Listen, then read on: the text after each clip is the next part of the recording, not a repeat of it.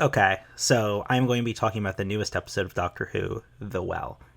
Now, I had gotten spoiled ahead of time that I knew this was a sequel to a 10th Doctor story before going in. Did not know which story. Based on the visuals, I had actually guessed it would be like a follow up to the Impossible Planet Satan Pit two-parter.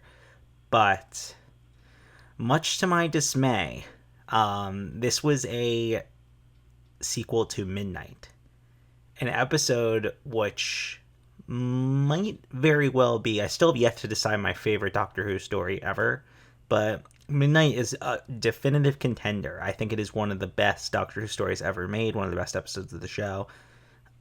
It's a masterpiece.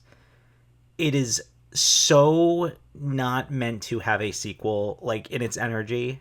And the insane part is that I believe, is Midnight written by Moffat or is Midnight written by Russell? Let me check that right now. Midnight was written by Russell. This was a sequel written by the original writer. I think he collaborated with someone on this as well, but it was, he was part of this. Um, as a standalone episode of Doctor Who, it is an average run of the mill, perfectly fine Base Under Siege Doctor Who story. I'm not a huge fan of that subgenre of Doctor Who stories, but it was perfectly serviceable, perfectly fine, whatever. As a sequel to Midnight, it shifts from being like, oh, this is a perfectly serviceable Base Under Siege story to this episode actively makes me upset. Because, as much as I didn't want it, a sequel to Midnight could have worked. It could have worked, but they change the way the entity operates and they change the rules of how like the entity sort of worked in the original. I was actually planning before recording this to go back and watch Midnight to make sure that what I'm saying like actually makes sense and just double check because it's been, I think my last rewatch of the full like modern iteration of the show was in like 2020 during the pandemic when we had nothing else to do. So that was when I did my first rewatch, and that was the last time I watched it. So I would be a little rusty since it has been 5 years. But unfortunately, there is a little bit of a sketchy streaming service I use for all of my show watching, and the episode was not available at this time on that. So I did not rewatch it. However, from what I can recall from Midnight, this was not a being that was not operating in the same way. And I guess the excuse that the episode gives is that it learned over time because this is it 400 or 500,000 years in the future. That's another thing. Like humans would not be operating the same on the same level of like unless we hit some sort of stagnation at some point in history. Like 500,000 years in the future, they would not be operating at the same like level of comprehension, understanding, technology like that we are today. Like the fact that they're doing like on a mining colony and a mining well, like I feel like we'd be so far beyond that in the future and behave like I don't know. Maybe I'm totally off base here. That's just a nitpick. It's not even like my issue with the episode. The issue with the episode is that it acts as a fan servicey sequel to one of the best episodes of the entire show. Yet does not. It doesn't teach the same lessons either. Like the lesson of Midnight was that like humanity and their behavior and fear in the face of fear of the unknown is the monster, is the real problem of society, and human behavior, and not external threats. And I thought it was such a powerful story and a powerful episode, and it was so fucking good. And then this episode, it sort of does that with like the way the team dynamic dissolves, but but yeah, I don't know, it it doesn't teach that really. Like it's just a monster of the week in this usage, which was so antithetical to the point of its usage in the original show that it's insane to me that it's by the same writer. Let me look up the other writer, so I give her credit where credit is due. The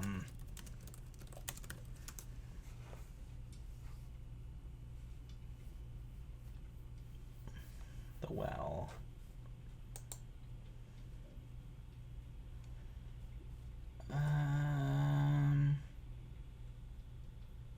Let's see. Sharma Angel Walfall. Has she written any other Doctor stories? Nope. Yeah, so like it's crazy to me, like Russell has gone like off the deep end, right? Like it's crazy to me that he would take his own story and make a sequel to it that's like bad. Like it feels like such a thing that like a new writer like Chibnall would have done this, you know? And he had every full reign to do this, but it was the original writer. It was Russell himself. It's just crazy to me. It's just crazy to me. If they, like I said, if this was a new entity, not connected at all to the Midnight entity, it like this could very well be just a perfectly solid, like good, even base under siege story. But alas, it is not. I did think it was clever that they did like use the concept of like, you know, the entity, like a big part of its like apparatus is based on hearing, and the fact that they like this entity latched itself onto a deaf person. I thought that was a very, and like there was an issue, like the issues that caused was a very interesting thing to explore, but alas, it was not. Yeah, to me, it just sours like what the original was trying to do by making a sequel to it. Like I could be saying something totally different if this was like an incredible like episode that gave the same level of potent commentary that Midnight did, but it alas it does not. So yeah, I think that's over my general thought. Is I was really disappointed in this episode, but like you know, like I said, I see the reception of this as like mostly positive, which is very surprising. Maybe it's like I've gotten out of the negative circles finally, but like I feel like no one's really shitting on this episode, which is surprising to me. But hey, you know, my philosophy is even if it was actively bad, if you enjoyed it and loved it and got like really good experience out of watching it, like by all means, like I am all for positivity. I am all for people loving things, even if I do not. I thought the first two episodes were great.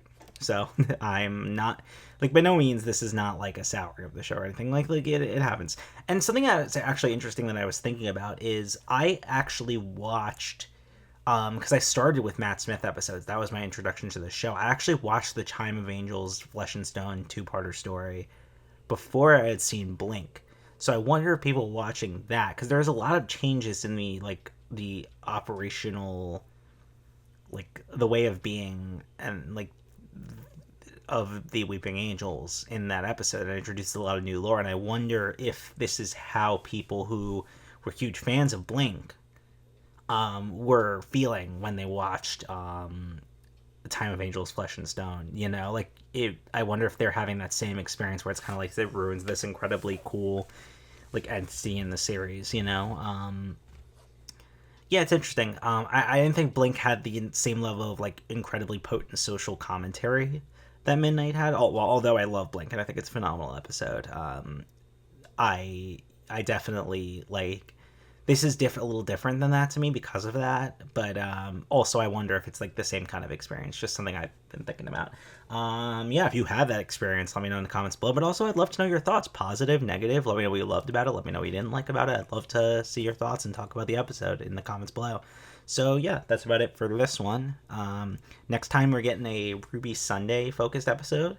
I think that I was like, oh my god. I was worried. I was like, oh my god, are they really doing a Ruby Sunday like standalone Dr. Light story when we have so few episodes with the Dr. Melinda this season? Which we need, but it seems like no, that they're going to be there as well. So we'll get more of that. Because if you think about it, like after next week's, there's 2 more stories until the finale two-parter. Like so. they needed to really be around. So I'm glad that they did that. Anyway, that is about it. That's my thoughts on this episode. Yeah. See you guys next time.